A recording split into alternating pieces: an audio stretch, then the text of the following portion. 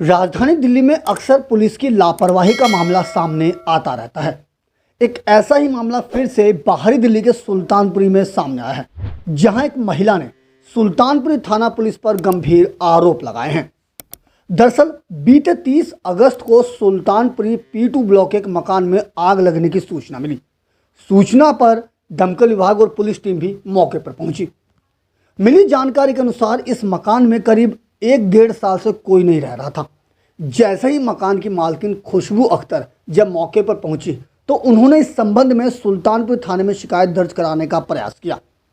खुशबू अख्तर का आरोप है कि कई घंटे बीत जाने के बाद भी पुलिस ने इस मामले पर शिकायत करने की जहमत नहीं समझी और करीब 10 से 12 घंटे इधर उधर भटकने के बाद FIR दर्ज की गई। खुशबू अख्तर ने बताया कि इस घटना के बाद पुलिस का ढुलमुल रवैया देखने को मिला। उन्होंने कहा कि इस घटना में घर में रखे कई धार्मिक ग्रंथ भी जलकर राख हो गए।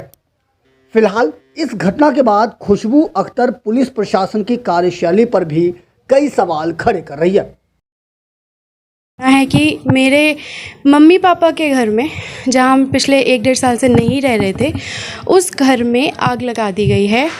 मुझे रेप थ्रेट्स आते हैं, जान से मारने की थ्रेट्स आते हैं, लेकिन अब वो मेरे लिए नॉर्मल है क्योंकि हम हेट क्राइम को रिपोर्ट करते हैं। जिन मुसलमानों को टारगेट किया जाता है, दलितों को टारगेट किया जाता है, हम उनके घर में जाके उनकी असली हालत दिखाते हैं, तो इसकी वजह से हमें थ्रेट्स मिलते हैं। लेकिन अचानक से मेरे घर में आग लग जाना, कुरान को बंद अलमारी से जो लॉक थी उसे बाहर निकाल के यहाँ जलाना, ये नॉर्मल नहीं है।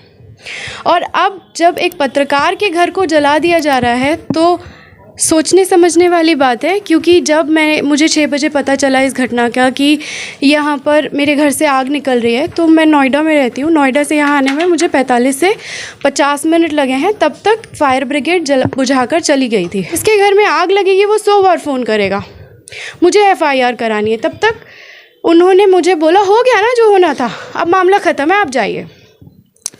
उसके बाद मैंने DCP को फ़ोन किया, ACP को फ़ोन किया, मेरी दोनों से बात नहीं हुई। मेरी मंगोलपुरी ACP से बात हुई कि मैं पत्रकार हूँ, मेरे घर को जला दिया गया है और अज्ञात लोगों ने जला है। इससे पहले भी मुझे जान से मारने की धमकी और इस तरह की धमकी मिल रही है। तो उन्होंने कहा आप डायरेक्टली SHO से जाके मिलिए। घर जल गया, मैं समझती हूँ, लेकिन अंदर कुरान जो रखा था उसे बाहर निकाल के जलाया गया। फोरेंसिक टीम आई, मैं उनके साथ ऊपर आई हूँ। उन्होंने सारा का सारा एविडेंस लिया है। उस एविडेंस में उनको रामायण के भी वो मिले हैं, राख मिली है, उन्होंने ही मुझे बताया। और उसी के साथ साथ उन्होंने मुझे ये भी बताया कि ये घर में कैरोसिन या डीजल डाल के घर को बाकायदा आग लगाई गई है। और ये बात उन्होंने बोला कि वो अपनी रिपोर्ट में भी लिखेंगे। आपको बता दें कि महिला पत्रकार के रूप में कई ज्वलंत मुद्दों पर काम करती रही है। महिला के मुताबिक इससे पहले भी उन्हें कई बार धमकी मिल चुकी है और उन्हें अंदेशा है कि इन्हीं में से किसी ने इस घटना को अंजाम दिया होगा।